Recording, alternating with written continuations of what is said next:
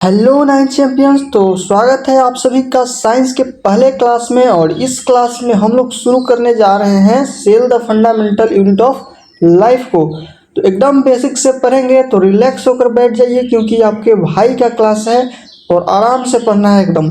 तो देखिए, cell chapter को हम लोग स्टार्ट करने से पहले हम लोग इसका नया सिलेबस देखेंगे कि जो हमारा नया सिलेबस रिलीज हुआ है उसमें हमको कौन कौन सा टॉपिक पढ़ना है।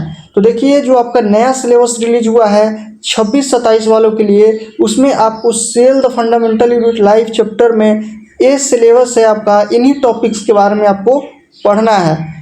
तो देखिए कौन कौन सा सिलेबस में आपका टॉपिक है, एक बार देख लेते हैं। तो सबसे पहले आपको पढ़ना है डिस्कवरी ऑफ सेल के बारे में, और ये हमारा नया सिलेबस है जो अभी अभी आया है 26-27 वालों के लिए। नए सिलेबस में यही टॉपिक्स को बताया गया है कि आपको पढ़ना है, और यही सिलेबस आपका नया एनसीईआरटी बुक में भी दिया रहेगा। देखिए, सबसे पहले आपको पढ़ना है डिस्कवरी ऑफ सेल के बारे में, उसके बारे में पढ़ना है प्लांट्स एंड एनिमल सेल के बारे में, उसके बाद पढ़ना है प्रोकैरियोटिक एंड यूकैरियोटिक सेल के बारे में, उसके बाद आपको क्या पढ़ना है, तो cell as a structural and functional unit of life, ये टॉपिक है हमारा, इसके बारे में पढ़ना है। इसका स्ट्रक्चर पढ़ना है, इसका फंक्शन पढ़ना है, फंक्शन ऑफ की ऑर्गेनेलिज पढ़ना है। की ऑर्गेनेलिज क्या होता है, सेल के अंदर कुछ छोटे छोटे ऑर्गन होते हैं, उनका फंक्शन क्या है उसके बारे में पढ़ना है। और वो ऑर्गन कौन कौन सा है, तो देखिए न्यूक्लियस है, उसका फंक्शन पढ़ना है, माइटोकॉन्ड्रिया है, इसका फंक्शन पढ़ना है, क्लोरोप्लास्ट का फंक्शन पढ़ना है, इंडोप्लाज्मिक रेटिकुलम का फंक्शन पढ़ना है, वैक्यूल का फंक्शन पढ़ना है, प्लाज्मा मेम्ब्रेन का फंक्शन पढ़ना है, सेल वॉल का आपको फंक्शन पढ़ना है। तो इतना का आपका फंक्शन पढ़ना है, स्ट्रक्चर और फंक्शन पढ़ना है। उसके बाद देखिए नेक्स्ट टॉपिक क्या है, परमिएबिलिटी ऑफ सेल मेम्ब्रेन, ये टॉपिक हमारा है, इसको भी हमें पढ़ना है। उसके बाद सेलुलर डिवीजन के बारे में पढ़ना है और कैंसर के बारे में पढ़ना है। और लास्ट टॉपिक हमारा क्या हो जाएगा, रिसेंट एडवांसमेंट इन सेल। तो यही जो है कुछ टॉपिक्स जो हमारा नया एनसीईआरटी में देखने को मिलेगा, इसलिए हम लोग इसी के बेस पर हम लोग अपना पढ़ाई को चालू करेंगे। तो चलिए हम लोग अपने चैप्टर को शुरू करते हैं। तो एक बार ये सिलेबस आप एक पेज पर नोट कर लेंगे कि आपका सिलेबस में क्या क्या है 2026-27 वालों के लिए। तो देखिए, अब हम लोग चैप्टर को शुरू करते हैं। तो जैसा कि सेल हमारा चैप्टर का नाम है, cell the fundamental unit of life नाम है। तो सबसे पहले हमें पता होना चाहिए कि आखिर ये सेल होता क्या है। तो सबसे पहले हम लोग इसका डिफिनेशन देखते हैं। तो देखिए डिफिनेशन क्या कहता है, it is basic structural and functional unit of living organism. देखिए जो सेल होता है वो basic structural and functional unit होता है किसका, लिविंग ऑर्गेनिज्म का। अब यहाँ पर स्ट्रक्चरल क्या है, फंक्शनल क्या है, इसके बारे में हम लोग समझते हैं। तो देखिए जो सेल है वो हमारा बेसिक स्ट्रक्चरल यूनिट है। स्ट्रक्चरल का मतलब जितना भी हमारा लिविंग ऑर्गेनिज्म का स्ट्रक्चर है वो किससे बना हुआ है। जैसे कि हमारे बॉडी का स्ट्रक्चर हो गया, प्लांट का स्ट्रक्चर हो गया, किस चीज़ से बना हुआ है, तो सेल से ही बना हुआ है। जो हमारा बॉडी है इसका स्ट्रक्चर किस चीज़ से बना हुआ है, तो सेल से बना हुआ है। इसलिए सेल को क्या कहते हैं, स्ट्रक्चरल कहते हैं। जैसे कि एक एग्जांपल से समझते हैं, आपका जो घर है वो किस चीज़ से बना हुआ है, तो इसमें लगे छोटे छोटे ब्रिक से बना हुआ है, ईंटों से बना हुआ है। उसी तरह से जो हमारा बॉडी है वो किस चीज़ से बना हुआ है, सेल से बना हुआ है। अब देखिए जो आपका घर होता है उसका स्ट्रक्चर कौन डिसाइड करता है, तो इस घर में लगा हुआ जो ईंटा रहता है वही तो, ब्रिक लगा रहता है वही तो डिसाइड करता है। उसी तरह हमारे बॉडी का स्ट्रक्चर कौन डिसाइड करता है, तो सेल करता है। जैसे कि प्लांट का स्ट्रक्चर कौन बनाता है, कोई अगर प्लांट है तो उसका स्ट्रक्चर भी सेल से बना है। जो हमारा एनिमल का स्ट्रक्चर है, हमारा स्ट्रक्चर है, वो किस चीज़ से बना हुआ है, सेल से बना हुआ है। यानी जो हमारा स्ट्रक्चर है वो कौन बनाता है, सेल बनाता है लिविंग ऑर्गेनिज्म का, इसलिए इसको हम लोग स्ट्रक्चरल यूनिट कहते हैं। अब बात आता है कि इसको फंक्शनल यूनिट ऑफ लाइफ क्यों कहा जाता है, सेल को आखिर functional unit of living organism क्यों कहा जाता है। क्योंकि देखिए जितना फंक्शन है जो कि हमें जिंदा रखता है वो किसके अंदर होता है, तो सेल के अंदर ही होता है। इसको हम एग्जाम्पल से समझते हैं। जैसे कि आपके सेल के अंदर ग्रोथ होता है, उसके बाद आपके सेल के अंदर ही डाइजेशन होता है, जिसके कारण हम क्या है, जिंदा है। अगर खाना डाइजेस्ट नहीं होगा तो हम जिंदा नहीं रहेंगे। तो देखिए सेल के अंदर ही सारा फंक्शन हो रहा है, डाइजेशन हो रहा है, ग्रोथ हो रहा है, रिप्रोडक्शन हो रहा है। तो सारा चीज़ कहाँ हो रहा है? सेल के अंदर ही हो रहा है। जैसे कि देखिए हमारा डाइजेशन कहाँ होता है? आप कहेंगे पेट में होता है, लेकिन पेट में कौन सा सिस्टम हमारा डाइजेशन करता है? तो आपने नाम सुना होगा डाइजेस्टिव सिस्टम का। और डाइजेस्टिव सिस्टम किस चीज़ से बना होता है? सेल से ही तो बना होता है। क्योंकि देखिए सेल से बनता है टिश्यू, टिश्यू से बनता है ऑर्गन, ऑर्गन से बनता है ऑर्गन सिस्टम, और ऑर्गन सिस्टम में हमारा क्या क्या आ जाता है? डाइजेस्टिव सिस्टम हो गया, रेस्पिरेटरी सिस्टम हो गया। तो बहुत सारा सिस्टम हमारा बना होता है और इससे हमारा ह्यूमन बॉडी पूरा बन जाता है। तो देखिए आखिर हमारा जो सबसे छोटा यूनिट है जिससे हमारा ऑर्गन सिस्टम भी बना है, डाइजेस्टिव सिस्टम भी बना है, वो किस चीज़ से बना है? सेल से ही तो बना है। इसलिए जितना भी फंक्शन हम लोग कर रहे हैं, डाइजेशन का फंक्शन कर रहे हैं, रेस्पिरेशन हो रहा है जिससे हम जिंदा है, सब किसके अंदर हो रहा है? सेल के अंदर ही तो हो रहा है। इसलिए हम लोग इसको क्या कहते हैं? Functional unit of living organism कहते हैं। तो आप समझ गए होंगे कि इसको स्ट्रक्चरल इसलिए कहा जाता है क्योंकि हमारा animal cell, plant cell, living organism का स्ट्रक्चर बनाता है। इसको फंक्शनल इसलिए कहते हैं कि जितना भी इम्पोर्टेंट फंक्शन है जो कि हमें जिंदा रखता है वो किसके अंदर हो रहा है? तो सेल के अंदर ही हो रहा है। अब देखिए लिविंग ऑर्गेनिज्म यहाँ क्यों लिखा है कि लिविंग ऑर्गेनिज्म का ही क्यों है? क्योंकि जो अगर लिविंग ऑर्गेनिज्म नहीं है तो उसके अंदर सेल नहीं है। जैसे कि आपका क्या है, आपके पास आपका मान लीजिए एक पेन है, तो पेन में क्या है? पेन हमारा लिविंग है कि नॉन लिविंग है? तो पेन हमारा नॉन लिविंग है, तो इसके अंदर सेल आपको नहीं मिलेगा। सेल आपको उन्हीं ऑर्गेनिज्म में मिलेगा जो कि हमारा कौन सा होंगे? लिविंग ऑर्गेनिज्म होंगे। जो लिविंग ऑर्गेनिज्म रहते हैं सिर्फ उन्हीं में हमारा क्या मिलता है? सेल मिलता है। नॉन लिविंग ऑर्गेनिज्म में आपका सेल नहीं मिलेगा। जैसे आपके पास बुक है, पेन है, बोतल है, आपका जो लैपटॉप है, ये सब नॉन लिविंग ऑर्गेनिज्म है, तो ये हमारा सेल से बने हुए नहीं है। जितने भी लिविंग ऑर्गेनिज्म है जैसे कि हम लोग हैं, प्लांट्स है, एनिमल्स है, कैट्स है, डॉग्स है, सारे क्या हैं? लिविंग ऑर्गेनिज्म है। तो इनके बॉडी में हमें क्या मिलेगा? सेल मिलेगा। तो आप समझ चुके होंगे कि सेल हमारा बेसिक होता है structural and functional unit of living organism. यानी कि सबसे छोटा स्ट्रक्चरल एंड फंक्शनल यूनिट कौन है हमारे लिविंग ऑर्गेनिज्म का? सेल है। उसके बाद देखिए एक होता है यूनिसेलुलर ऑर्गेनिज्म और एक होता है मल्टी सेलुलर ऑर्गेनिज्म। अब ये यूनिसेलुलर ऑर्गेनिज्म क्या होता है और मल्टी सेलुलर क्या होता है, तो आइए समझते हैं। तो देखिए यूनि का मतलब ही होता है एक और सेलुलर का मतलब सेल। तो मतलब कि वे ऑर्गेनिज्म जो कि एक सेल से बने होते हैं उन्हें हम कौन सा ऑर्गेनिज्म कह देंगे? यूनिसेलुलर ऑर्गेनिज्म कह देंगे। देखिए डिफिनेशन भी लिखा हुआ है, organism consist of single cell are called unicellular organism. यानी वे ऑर्गेनिज्म जो सिंगल सेल से बने होते हैं उन्हें हम क्या कहते हैं? यूनिसेलुलर ऑर्गेनिज्म कहते हैं। क्या कह देते हैं? यूनिसेलुलर। जो एक सेल से बने होते हैं उन्हें हम कौन सा ऑर्गेनिज्म कह देंगे? यूनिसेलुलर कह देंगे। इसका एग्जाम्पल आप नोट कर सकते हैं, अमीबा होता है, एक अमीबा होता है, ये हमारा यूनिसेलुलर ऑर्गेनिज्म होता है। ऐसे ही एक पैरामीशियम होता है, वो भी हमारा क्या है? एक यूनिसेलुलर ऑर्गेनिज्म है। अब देखिए जो एक मल्टी सेलुलर ऑर्गेनिज्म होता है, तो मल्टी का मतलब ही क्या होता है? बहुत सारा, और सेलुलर का मतलब सेल। यानी ऐसा ऑर्गेनिज्म जो कि बहुत सारे सेल से बना हुआ होता है उसे हम क्या कहते हैं? Multi cellular organism. अब यहाँ पर आप खुद सोचिए कि बहुत सारे सेल से कौन कौन से ऑर्गेनिज्म है जो कि बने हुए हैं। तो आप देखेंगे कि आपका शरीर, खुद हमारा शरीर एक सेल से बना हुआ है या फिर से बहुत सारा सेल से बना हुआ है? तो बहुत सारा सेल से बना हुआ है। इसलिए इसमें हम लोग खुद आ जाते हैं। जो ह्यूमंस होते हैं वो कौन से ऑर्गेनिज्म होते हैं? तो मल्टी सेलुलर ऑर्गेनिज्म होते हैं। हमारा कैट हो गया, डॉग हो गया, लायन हो गया, ये सब क्या है?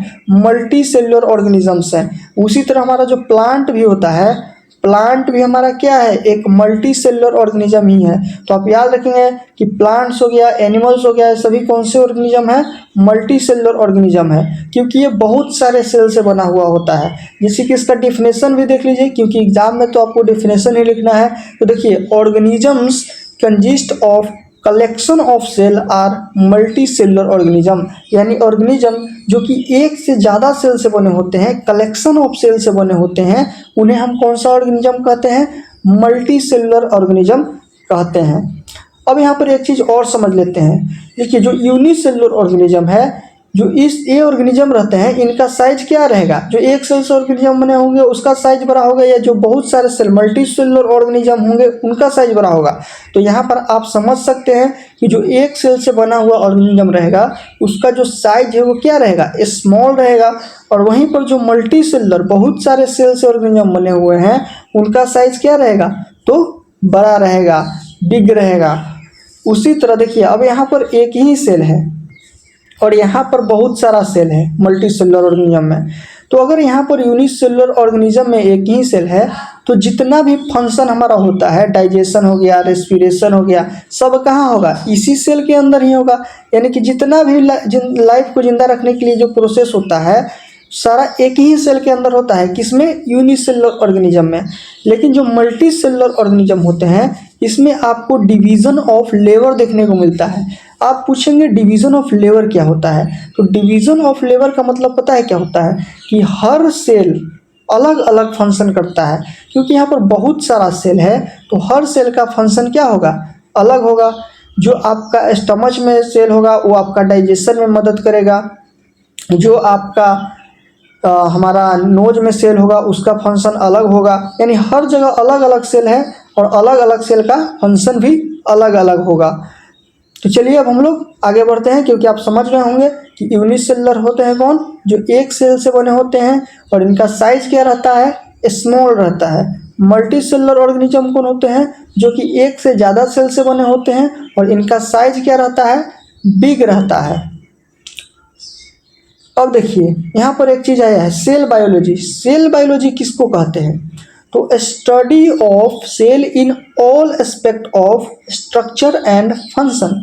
तो सेल बायोलॉजी हम उसे कहते हैं जिसमें हम सेल के बारे में पढ़ते हैं, सेल का स्ट्रक्चर कैसा है, सेल का फंक्शन क्या है। जिस चीज़ में हम लोग इसके बारे में पढ़ते हैं कि सेल का स्ट्रक्चर कैसा है, इसके बारे में पूरा डिटेल पढ़ते हैं, सेल क्या क्या फंक्शन करता है, उसी चीज़ को क्या कह दिया गया है, उसी चीज़ के स्टडी को क्या कह दिया गया है, तो सेल बायोलॉजी कह दिया गया है। जिसमें हम लोग सेल के स्ट्रक्चर के बारे में पढ़ते हैं कि सेल का हमारा शेप कैसा है, सेल का हमारा स्ट्रक्चर कैसा है, सेल क्या क्या फंक्शन करता है। तो इस उसी चीज़ के स्टडी को क्या कह दिया गया है, सेल बायोलॉजी कह दिया गया है। अब आगे बढ़ते हैं और देखते हैं डिस्कवरी के बारे में। क्योंकि हमने जब सिलेबस डिस्कस किया था फर्स्ट पेज पर, तो वहाँ पर हमने देखा था कि सेल के डिस्कवरी के बारे में भी हम लोगों को पढ़ना है। तो देखिए सबसे पहले सेल को किसने डिस्कवर किया था, तो सबसे पहले सेल को डिस्कवर किया था, आप याद रखेंगे, रॉबर्ट हुक। किसने डिस्कवर किया था, तो रॉबर्ट हुक ने डिस्कवर किया था। और कब किया था, तो 1665 में किया था। कब किया था, 1665 में। तो आप डेट को भी याद रखेंगे कि सबसे पहले सेल को किसने डिस्कवर किया था और कब डिस्कवर किया था। तो कब डिस्कवर किया था, तो 1665 में डिस्कवर किया था। और किसने किया था, तो रॉबर्ट हुक ने किया था। अब देखिए इन्होंने सेल को डिस्कवरी कैसे किया था। तो इन्होंने क्या किया था, जो प्लांट होता है उसका जो छाला होता है, जो वैसे प्लांट होता है, यहाँ पर जो इसका साइड का जो पार्ट होता है इसको काट कर निकालते हैं, इसको हम लोग कॉर्क कहते हैं। क्या कहते हैं, कॉर्क कहते हैं, हिंदी में छाला कहते हैं। तो उसको हम लोग निकाल कर, मतलब हम लोग नहीं, रॉबर्ट हुक ने निकाल कर क्या किया, उसको माइक्रोस्कोप के अंदर देखा। पुराना माइक्रोस्कोप, मतलब उस समय का माइक्रो आप समझ सकते हैं किस तरह का होगा। यानी अपने पुराने माइक्रोस्कोप के अंदर जो प्लांट का कॉर्क होता है उसको निकालकर उन्होंने माइक्रोस्कोप के अंदर देखा। कॉर्क क्या होता है, जो प्लांट का होता है, इस तरह से जो हमारा प्लांट होता है और इसका यहाँ जो ये वाला पार्ट को काट कर निकाला जाता है, इसी को हम लोग कॉर्क कहते हैं। तो प्लांट के कॉर्क को जब निकाला और उसको माइक्रोस्कोप के अंदर देखा तो उसमें उनको इस तरह से छोटे छोटे क्या दिखाई दिया, इस तरह से उनको छोटे छोटे डब्बे दिखाई दिया। कॉर्क के अंदर उन्होंने माइक्रोस्कोप से जब देखा तो उनको छोटे छोटे डब्बा दिखाई दिया। और एक डब्बा पता है किसके तरह था, जो मॉन्क होते हैं, बुद्धिज्म के जो पुजारी होते हैं, जो बौद्ध धर्म के पुजारी होते हैं, उन्हें हम मॉन्क्स कहते हैं। तो मॉन्क्स के कमरे की तरह देखा। और वहाँ पर मॉन्क्स के जो कमरे होते हैं उसको पहले सेल कहा जाता था। क्या कहा जाता था, सेल कहा जाता था। तो यहीं से इन्होंने ये किया कि जब इन्होंने देखा कॉर्क के अंदर अपने माइक्रोस्कोप से, उनको ऐसे छोटे छोटे कमरे दिखाई दिया उसके अंदर, और वो कमरे मॉन्क्स के कमरे की तरह दिखता था और उस कमरे को पहले सेल कहा जाता था। तो वहीं से इन्होंने उस चीज़ का, उस स्ट्रक्चर का नाम क्या रख दिया? सेल रख दिया। क्या रख दिया? सेल रख दिया। यानी कि इसका डिस्कवरी कैसे हुआ? जब इन्होंने कोर के स्लाइस को माइक्रोस्कोप के अंदर देखा तो उनको छोटे छोटे डब्बा दिखाई दिया और वो डब्बे मॉन्क्स के घर की तरह दिखाई पड़ता था। मॉन्क्स कौन होते हैं? जो बौद्ध धर्म के पुजारी होते हैं। तो उसके कमरे की तरह दिखाई दिया और वो कमरा किसकी तरह लगता था? तो उस कमरे को मतलब कि क्या कहा जाता था? सेल कहा जाता था। तो वहीं से इन्होंने क्या उस चीज स्ट्रक्चर का नाम दे दिया? सेल स्ट्रक्चर नाम दे दिया। तो सेल का डिस्कवरी इस तरह से हुआ था। अब जो सेल डिस्कवर इन्होंने किया था वो लिविंग नहीं, कौन सा सेल था? डेड सेल था। कौन सा सेल था? डेड सेल था। तो अगर आपसे पूछा जाए कि रॉबर्ट हुक ने लिविंग सेल का डिस्कवरी किया था या फिर से डेड सेल का, तो आप याद रखेंगे रॉबर्ट हुक ने किसका डिस्कवरी किया था? डेड सेल का डिस्कवरी किया था। अब उसके बाद एक और नया साइंटिस्ट आते हैं, ल्यूवेनहुक। इनका पूरा नाम होता है एंटोन वॉन ल्यूवेनहुक। इन्होंने क्या किया था? अब माइक्रोस्कोप जो था उसका पावर को और बढ़ाकर एक अच्छा माइक्रोस्कोप बनाया। देखिए, with the help of improved microscope, यानी माइक्रोस्कोप को और इम्प्रूव किया and he discovered the free living cell in the pond water for the first time. और इन्होंने क्या, कौन सा सेल डिस्कवर किया? तो लिविंग सेल को डिस्कवर किया। वो सेल जो जिंदा सेल थे उसको डिस्कवर किया। और कहाँ डिस्कवर किए? तो पॉन्ड के वाटर में। तो देखिए इन्होंने क्या किया, एक इम्प्रूव्ड माइक्रोस्कोप बनाया और उसमें पॉन्ड का पानी को निकाला और उसको माइक्रोस्कोप के अंदर देखने लगे। उसमें छोटे छोटे एनिमल्स दिखाई दिए जिनको इन्होंने क्या कहा था? एनिमल क्यूल्स कहा था। और वो छोटे छोटे एनिमल्स कौन थे? तो हमारा बैक्टीरिया हो गया, प्रोटोजोआ हो गया, वो मूव कर रहे थे। तो वहीं से इन्होंने क्या कहा कि जो सेल, मतलब कि ये उन्होंने कौन सा सेल को डिस्कवरी कर दिया? लिविंग सेल का डिस्कवरी कर दिया। क्योंकि जो पॉन्ड के वाटर में उन्होंने देखा वो सेल्स मूव कर रहे थे, जैसे कि बैक्टीरिया हमारा था, प्रोटोजोआ था, ये सब हमारा क्या है? लिविंग सेल है। तो लिविंग सेल का डिस्कवरी में इसमें आप क्या याद रख सकेंगे, क्या याद रखेंगे? तो ये सबसे पहले आप याद रखेंगे कि लिविंग सेल का डिस्कवरी किसने किया था? तो ल्यूवेनहुक ने किया था। यहाँ हुक नहीं, हुक होगा, HOO के हुक। और मतलब कि किस, कहाँ पर डिस्कवरी किया था? तो पॉन्ड वाटर से डिस्कवरी किया था। ये 2 पॉइंट यहाँ पर आप याद रखेंगे। अब बढ़ते हैं हम लोग आगे। तीसरा हमारा क्या है? Robert brown. ये साइंटिस्ट का नाम आप सब याद रखेंगे जो यहाँ पर लिखाया जा रहा है। तो तीसरा हमारा है रॉबर्ट ब्राउन। इन्होंने 1831 में 1831 में हमारा क्या डिस्कवर किया था? तो न्यूक्लियस डिस्कवर किया था। न्यूक्लियस क्या होता है इसके बारे में आगे हम लोग डिटेल में पढ़ने वाले हैं, लेकिन यहाँ पर थोड़ा सा समझ लेते हैं। ये हमारा सेल है। सेल के अंदर एक सेंटर होता है जो कि सेल के एक्टिविटीज़ को कंट्रोल करता है। अब ये एक्टिविटीज़ का मतलब क्या है? यानी कि सेल के अंदर क्या होगा क्या नहीं होगा, सारा कुछ एक सेंटर कंट्रोल करता है। जैसे कि आपके घर के अंदर आपके पापा कंट्रोल करते हैं कि तुम बाहर जाओगे या बाहर नहीं जाओगे, उसी तरह सेल के अंदर सेल कब डिवाइड करेगा, सेल का ग्रोथ होगा या फिर से नहीं होगा, सेल कौन सा प्रोटीन बनाएगा, कौन डिसाइड करता है? तो न्यूक्लियस डिसाइड करता है। और इसका डिस्कवरी किसने किया था? तो रॉबर्ट ब्राउन ने किया था। और कब किया था? 1831 में किया था। डेट्स आप याद रखेंगे कि कब किया था? 1831 में किया था। उसके बाद हमारा आ जाता है Schleiden and Schwann. Schleiden and Schwann ने क्या किया था? तो इन्होंने सेल थ्योरी दिया था। और इस सेल थ्योरी में इन्होंने क्या बताया था कि that all plants and animal are composed of cell and the cell is the basic unit of life। तो स्क्लेडन एंड स्वान ने सेल थ्योरी कब दिया था? तो 1838 में स्क्लेडन ने और 1839 यानी 39 में कौन दिए थे? स्वान ने। इन दोनों ने मिलकर एक हमारा सेल थ्योरी दिया था, यानी कि सेल के बारे में कुछ बताया था। उसमें उन्होंने क्या बताया था कि जितना भी प्लांट और एनिमल होता है हमारा, वो किस चीज़ से बना हुआ है? सेल से बना हुआ है।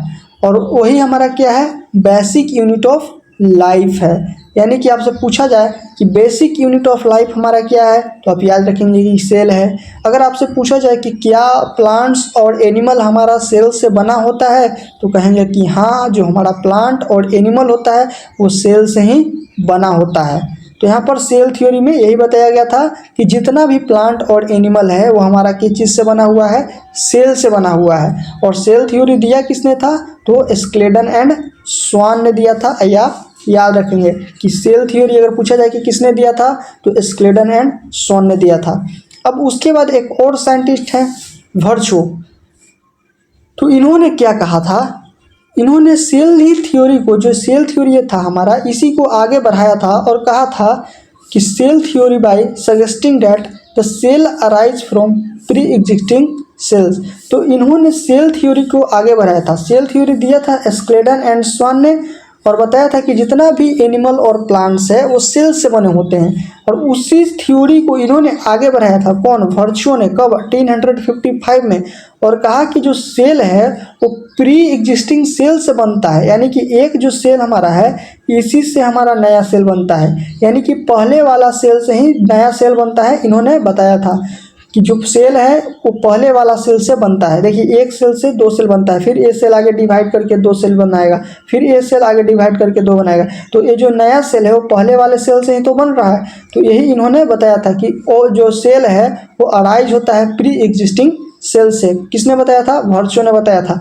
अब कैसे वो डिवाइड हो रहा है, एक से दो कैसे बन रहा है, इसको हम लोग इसी चैप्टर में पढ़ने वाले हैं। अब देखिए इंस्ट्रूमेंट फॉर स्टडिंग सेल, हमारे पास सेल को पढ़ने के लिए क्या इंस्ट्रूमेंट है, क्योंकि सेल इतना छोटा होता है कि आप उसको अपने नंगे आँख, नेक्ड आइज से नहीं देख सकते हैं। इसलिए हमारे पास कुछ इंस्ट्रूमेंट बनाया गया है जिसके मदद से हम लोग सेल को देखते हैं। तो वो इंस्ट्रूमेंट का नाम क्या है, तो उस इंस्ट्रूमेंट का नाम है माइक्रोस्कोप। देखिए माइक्रोस्कोप क्या करता है, जो छोटा चीज़ होता है उसको मैग्नीफाई करके बड़ा दिखा देता है।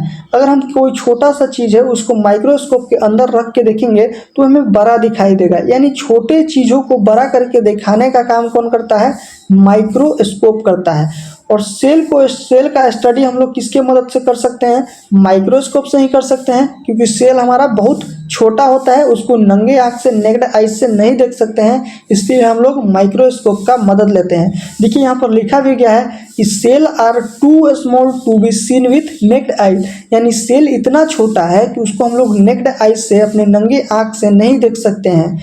तो उसके लिए हम कैसे स्टडी करते हैं, तो cell are studies with the help of microscope. इसलिए हम लोग सेल को किसके मदद से पढ़ते हैं, स्टडी करते हैं सेल के बारे में, तो माइक्रोस्कोप से स्टडी करते हैं। अब स्टडी करते हैं मतलब सेल के बारे में ऐसे नहीं पढ़ते हैं लेक्चर की तरह नहीं, मतलब उसके सेल के अंदर देखते हैं कि सेल के अंदर क्या है नहीं है, किसके मदद से देखते हैं, माइक्रोस्कोप के मदद से ही तो देखते हैं। अब माइक्रोस्कोप का काम क्या है, छोटे से ऑब्जेक्ट को क्या कर देता है, मैग्नीफाई कर देता है, यानी कि बड़ा कर देता है। चलिए अब हम लोग आगे बढ़ते हैं। अब देखिए यहाँ पर क्या लिखा हुआ है, all organism present on earth can be classified into following two categories. जितने भी ऑर्गेनिज्म इस धरती पर हैं उनको दो कैटेगरी में डिवाइड किया गया है।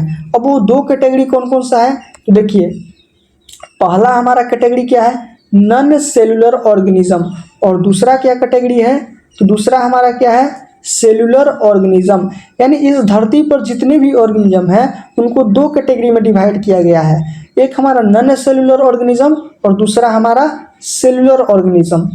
अब यहाँ पर आपको इसके नाम से ही पता चल जा रहा होगा, नॉन सेलुलर यानी इसके पास कोई सेल नहीं है। ऐसा ऑर्गेनिज्म जिसके पास कोई सेल नहीं है उनको हम क्या कह देंगे, नॉन सेलुलर ऑर्गेनिज्म कह देंगे।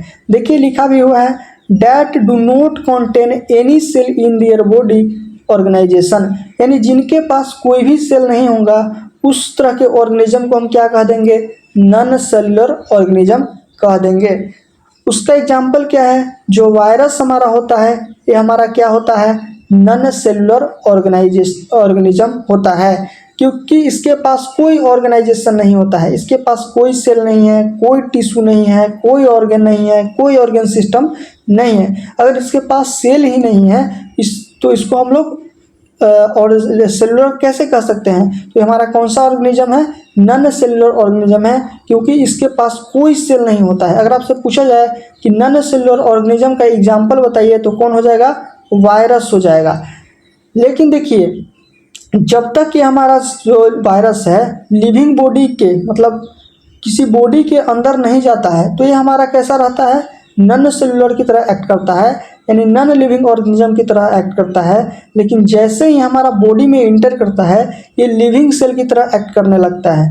ये उसी तरह काम करता है जैसे कि आपके घर में जो आपका होगा गेम खेलने के लिए सीडी रहता है, पेन ड्राइव रहता है, अगर उसको अपने टेबल पर जब तक रखे रहते हैं तो वो कोई काम का नहीं रहता है। लेकिन जैसे ही उसको आप अपने लैपटॉप के अंदर डालते हैं अपने सीडी या पेन ड्राइव को गेम खेलने के लिए, तो उसमें जो कैरेक्टर होते हैं मूव करते दिखाई देने लगते हैं, यानी कि कुछ अपना शो करने लगते हैं, यानी कि लिविंग ऑर्गेनिज्म की तरह दिखाई पड़ने लगते हैं। उसमें जो कैरेक्टर होता है चलने लगता है, सारा कुछ होने लगता है। लेकिन उसी सीडी को जब तक आप टेबल पर रखते हैं, बाहर रखते हैं अपने लैपटॉप से, तो वो कोई काम का नहीं रहता है। उसी तरह जो वायरस होता है वो जब तक हमारे बॉडी के अंदर नहीं है, बाहर है, वो नॉन लिविंग ऑर्गेनिज्म की तरह एक्ट करता है।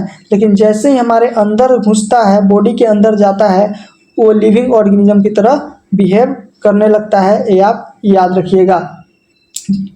तो देखिए यहाँ पर लिखा भी है कि virus lakhs any membrane, virus के पास कोई भी मेम्ब्रेन नहीं होता है, ये सिर्फ प्रोटीन से बना हुआ रहता है।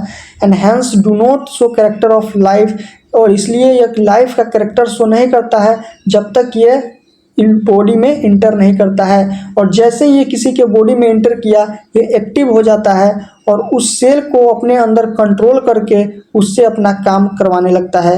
यानी कि जिस तरह से सीडी या पेन ड्राइव आपका टेबल पर पड़ा हुआ है तब तक नॉन लिविंग है, लेकिन जैसे ही आप उसको अपने लैपटॉप में डालते हैं तो उसके अंदर का जो कैरेक्टर है सारा कुछ चलने फिरते दिखाई देने लगता है। उसी तरह जो सेल है वो जब तक वायरस है जब तक बाहर रहता है तो वो नॉन लिविंग ऑर्गेनिज्म की तरह एक्ट करता है, और जैसे ही वो किसी के बॉडी में इंटर करता है तो वो लिविंग ऑर्गेनिज्म की तरह एक्ट करने लगता है। तो ये बात याद रखिएगा कि वायरस ना ही लिविंग है और ना ही नॉन लिविंग है, ये हमारा बॉर्डर पर आ जाता है। जब बाहर है शरीर से तो नॉन लिविंग, जैसे ही शरीर के अंदर गया तो लिविंग। उसके बाद देखिए सेलुलर ऑर्गेनिज्म, तो that contain either one or many cell in their bodies. तो सेलुलर ऑर्गेनिज्म कहेंगे किसको कहेंगे, जिसके पास कम से कम एक सेल भी हो या फिर से एक सेल से ज़्यादा है तो और बढ़िया है, उसे हम सेलुलर ऑर्गेनिज्म कहेंगे। जैसे कि हमारा बैक्टीरिया हो गया, ये हमारा सिंगल सेल से बना होता है तो ये हमारा सेलुलर ऑर्गेनिज्म है। प्लांट हो गया जो कि बहुत सारा सेल से बना होता है। एनिमल हो गया, ये भी बहुत सारा सेल से बना होता है। यानी जिसके पास सेल होगा उसको हम लोग सेलुलर ऑर्गेनिज्म कहेंगे, और जिसके पास सेल नहीं होगा उसको हम लोग नॉन सेलुलर ऑर्गेनिज्म कहेंगे। अब जो सेलुलर ऑर्गेनिज्म होता है उसको भी दो कैटेगरी में डिवाइड किया गया है। यानी वैसे ऑर्गेनिज्म जिसके पास सेल है उसको दो कैटेगरी में आगे चल के डिवाइड किया गया है। पहला प्रोकैरियोटिक सेल और दूसरा यूकैरियोटिक सेल। अब इसके बारे में हम लोग नेक्स्ट लेक्चर में पढ़ेंगे कि प्रोकैरियोटिक सेल क्या होता है, यूकैरियोटिक सेल क्या होता है। तो यहाँ तक अगर आपको सारा कुछ समझ में आया है तो आप कमेंट में बताइएगा कि आपको लेक्चर समझ में आया या फिर से नहीं आया, और किसी तरह का डाउट रहता है तो आप कमेंट में पूछ सकते हैं। ऐसा नहीं कि डाउट नहीं पूछना है। अगर छोटा से भी छोटा डाउट आया कि बैक्टीरिया क्या है, प्लांट क्या है, तो आप नीचे कमेंट में पूछ सकते हैं। तो चलिए मिलते हैं नेक्स्ट वीडियो में, और कमेंट में ज़रूर अपना अटेंडेंस लगा दीजिएगा कि आपका नाम क्या है और आप किस स्टेट से हैं। तो चलिए मिलते हैं नेक्स्ट वीडियो में।